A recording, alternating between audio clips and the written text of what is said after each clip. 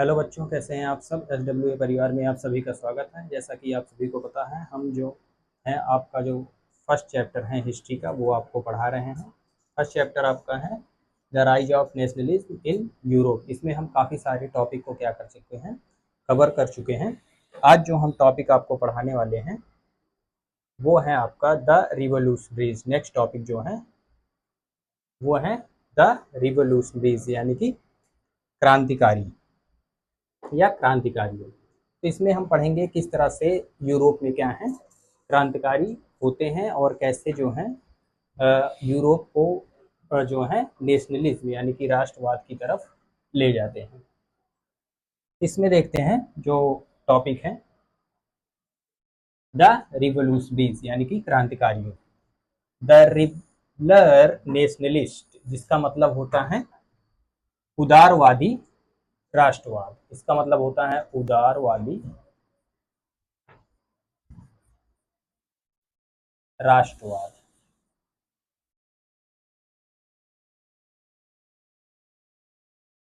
opposed monarchical form that had been established after the Vienna Congress and fight for liberty and the freedom।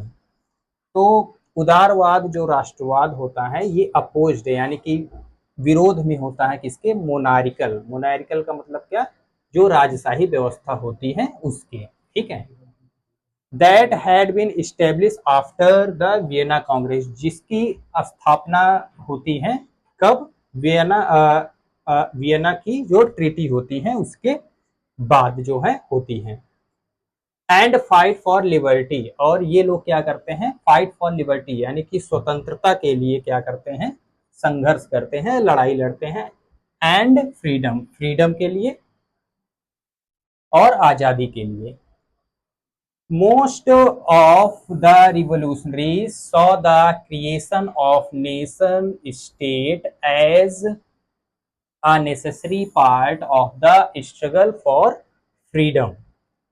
ज्यादा से ज्यादा जो revolutionaries यानी कि क्रांतिकारी होते हैं, ठीक है, वो ऐसे राष्ट्र राज्यों की स्थापना करते हैं जो कि पूरी तरह से क्या हो, स्वतंत्र हो, ठीक है। तो उसका हिस्सा बनते हैं और एक ऐसे राष्ट्र का निर्माण करते हैं जो कि पूरी तरह से स्वतंत्र होना चाहिए। एंड इटालियन रिवोल्यूशनरीज, यानी कि जो इटालियन क्रांतिकारी होते हैं, जिसमें एक व्यक्ति होते हैं जिनका नाम है ग्यूसेप्पे मैज़नी, और इनका जन्म होता है बॉर्न इन जिनेवा इन 1807, यानी कि इनका जन्म 1807 में जिनेवा में होता है। और ये होते हैं कार्बोनरी के गुप्त समाज, यानी कि इनकी जो डायनेस्टी होती है, ठीक है, became a member of the secret society of the Carbonari, यानी कि एक गुप्त समाज होता है जिसका नाम होता है कार्बोनरी, ठीक है, उसके ये सदस्य होते हैं।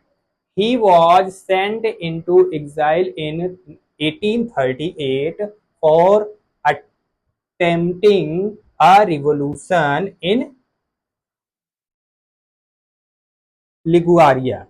तो ये क्या करते हैं, 1831 में लिगुआरिया में एक क्रांति होती है, ठीक है। तो उस क्रांति में क्या करते हैं, ये भाग लेते हैं, हिस्सा लेते हैं, कहाँ पर, इटली में। यानी कि इटली में अगर किसी क्रांतिकारी व्यक्ति की बात करें तो उसमें जो मुख्य व्यक्ति होते हैं वो होते हैं ग्यूसेप्पे मैज़नी, ठीक है, जिनका जन्म होता है 1807 में। तो इस तरह से क्या होता है, बहुत सारे क्या कहते हैं, क्रांतिकारियों का जन्म होता है, और ये क्रांतिकारी क्या करते हैं, अपने अपने यहाँ राष्ट्रवाद को जो है प्रेरित करते हैं और उसको आगे बढ़ाते हैं। आगे इसमें देखते हैं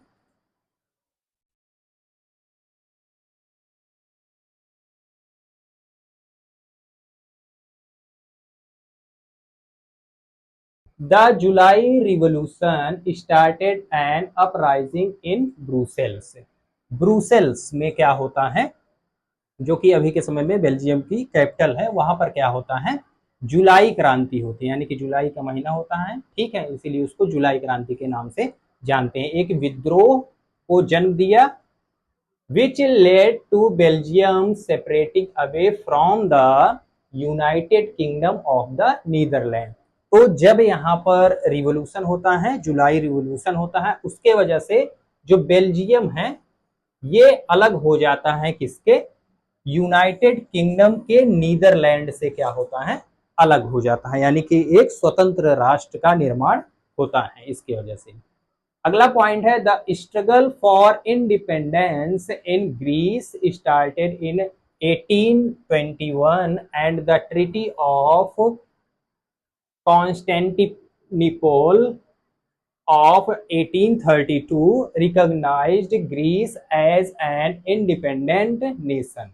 और ग्रीस में भी एक स्वतंत्रता संघर्ष होता है 1821 में, 1821 में, और 1832 में एक संधि होती है, उस संधि का नाम है कॉन्स्टेंटिनोपल, ठीक है, ये संधि का नाम है। इसके वजह से वहां पर एक स्वतंत्र राष्ट्र का, ग्रीस को एक स्वतंत्र राष्ट्र को मान्यता दी जाती है, ठीक है, और वहां पर भी एक स्वतंत्र राष्ट्र का निर्माण होता है। तो इस तरह से जो रिवोल्यूशनरीज यानी कि क्रांतिकारी होते हैं, अपने अपने यहाँ एक नए स्वतंत्र राष्ट्र की स्थापना करते हैं।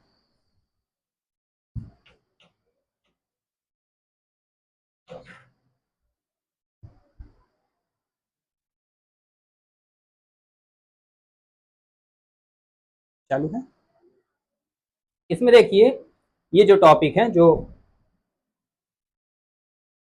टॉपिक है the age of revolution 1830 to 1848, यानी कि जो क्रांति का युग होता है 1830 से लेकर 1848 के बीच में, ठीक है। तो इसमें होता क्या है, लिबरलिज्म एंड नेशनलिज्म, यानी कि उदारवाद, लिबरलिज्म का मतलब होता है उदारवाद, और नेशनलिज्म का मतलब होता है राष्ट्रवाद, ठीक है। ये दोनों एक साथ मिलकर आते हैं, ठीक है, एक साथ होते हैं, ठीक है। With the revolution in many regions of the Europe, एक साथ होकर यूरोप के बहुत सारे क्षेत्र में क्या करते हैं ये लोग, रिवोल्यूशन यानी कि क्रांति करते हैं, जिसके वजह से Italian, German state, province of Ottoman empire यानी कि ऑटोमन साम्राज्य, आयरलैंड एंड पोलैंड, ठीक है, ऐसे बहुत सारे देश होते हैं, ठीक है, जहां पर ये क्या करते हैं, क्रांति करते हैं, ठीक है, इनकी वजह से क्रांति का जन्म होता है। These revolution were led by liberal nationalists belonging to educated middle class। और इन क्रांतियों में क्रांति में या रिवोल्यूशन में जो लोग हिस्सा लेते हैं वो कैसे लोग होते हैं, वो होते हैं लिबरल नेशनलिस्ट यानी कि उदार राष्ट्रवादी, ठीक है, जो कि बिलोंग करते हैं किससे, educated middle class. Educated middle class का मतलब होता है शिक्षित मध्यम वर्ग, शिक्षित मध्यम वर्ग से ये लोग बिलोंग करते हैं जो कि क्रांति करते हैं, ठीक है, एक जो है नेशनलिज्म यानी कि राष्ट्रवाद जो है स्टेट बनाने के लिए। इसमें होता क्या है, these revolution in different place were as follows. तो ये जो रिवोल्यूशन होता है विभिन्न स्थानों पर अलग अलग तरह से क्रांतियां होती हैं। The first upheaval took place in France in July 1830। सबसे पहली जो क्रांति होती है वो जुलाई 1830 में होती है। The Bourbon kings were overthrown by liberals revolutionaries. आपको पता है कि फ्रांस में जो है, फ्रांस में कौन सी डायनेस्टी का साम्राज्य जो है स्थापित रहता है, बर्बन डायनेस्टी, बर्बन किंग्स। उनको उखाड़ फेंका जाता है या वहां से ओवरथ्रो किया जाता है, किसके द्वारा, लिबरल्स रिवोल्यूशनरीज के द्वारा। Who installed Louis Philippe as the constitutional monarch. उसके बाद वहां पर क्या होता है, लुई फिलिप जो है संवैधानिक सम्राट यानी कि कॉन्स्टिट्यूशनल एम्पायर के रूप में उनको क्या किया जाता है, स्थापित किया जाता है, यानी कि वहां के सम्राट, नए सम्राट बनते हैं लुई फिलिप। ठीक है, ये बनाया जाता है किसके द्वारा, लिबरल नेशनलिस्ट के द्वारा बनाया जाता है।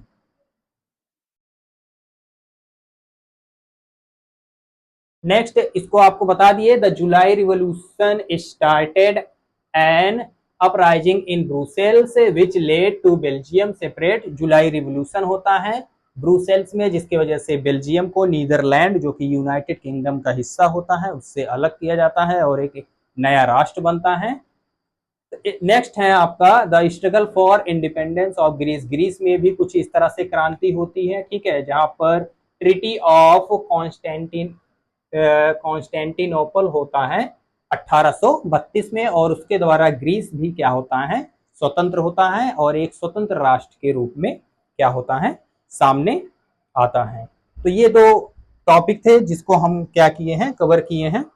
नेक्स्ट क्लास में आपका जो नेक्स्ट टॉपिक है उसको क्या करेंगे, कवर करेंगे। और इसमें अगर आपको कोई भी प्रॉब्लम आई है तो आप क्या कीजिए, कमेंट कीजिए और उस पर क्या कीजिए, अगर आपको कोई भी प्रॉब्लम लग रही है तो आप क्या कीजिए, आप सवाल जवाब कर सकते हैं। तब तक के लिए धन्यवाद।